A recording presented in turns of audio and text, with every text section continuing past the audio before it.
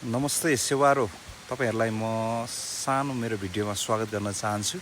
आज हामी चाहिँ धङधङे झरनाको यात्रामा छौं। यतिखेर मसँग हुनुहुन्छ अरुण परियार सर, गणेश सर र अन्य टोली पनि छ। किरण सर हुनुहुन्छ पर देखिरहेको, राजु सर हुनुहुन्छ, अन्य हाम्रो टोलीहरु पनि छ हैन। अरु टोलीहरु चाहिँ यतिखेर शपिङ गरिरहेको छ। ईश्वर सर हुनुहुन्छ, जगत सर हुनुहुन्छ, अरुण सर हुनुहुन्छ, हेड सर, राम सर हुनुहुन्छ, दिप्सन सर, विष्णु सर, अनि हाम्रो नवीन भाइ। यतिखेर चाहिँ हामी भरेको लागि शपिङ गर्दैछौँ। यो चाहिँ तावा खोला हो, हाम्रो खेबाङ र सुरुङखिम जोड्ने। यही बाटो हुँदै हामी धङधङे जान जान्छौँ।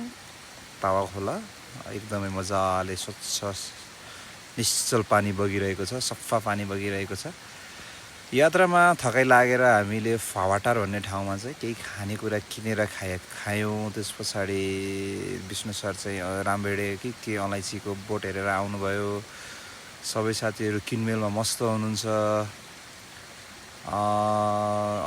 ईश्वर सर केही किन्दै हुनुहुन्छ हैन। अरुण सर यता हेर्नुहोस् न हौ, तक्लु डन जस्तो भएर कता हो। हेड सर एक्सट्रिम खाँदै हुनुहुन्छ।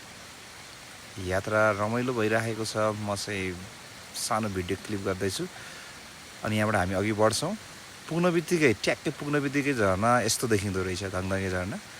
हामीले धङधङे झरना पुग्नबित्तिकै यस्तो देख्यो। I am so excited.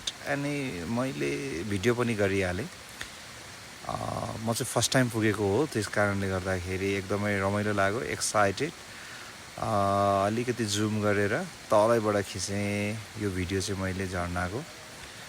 अलिकति पानी 6-7 दिन नपरेको कारणले गर्दाखेरि अलिकति झरना चाहिँ सानो भएको हो भन्ने यहाँका स्थानीयवासीको प्रतिक्रिया आएको छ र उहाँले त्यही बताउनु भएको छ।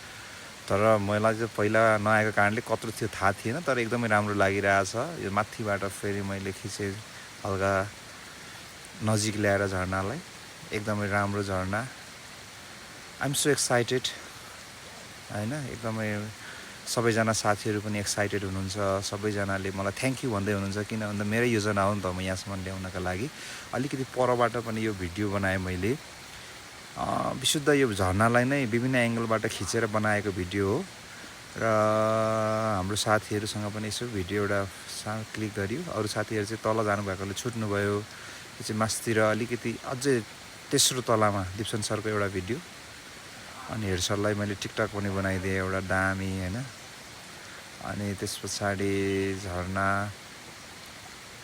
पनि क्लोजअपमा खिचेँ अन्तिममा चाहिँ। अनि सम्पूर्ण आन्तरिक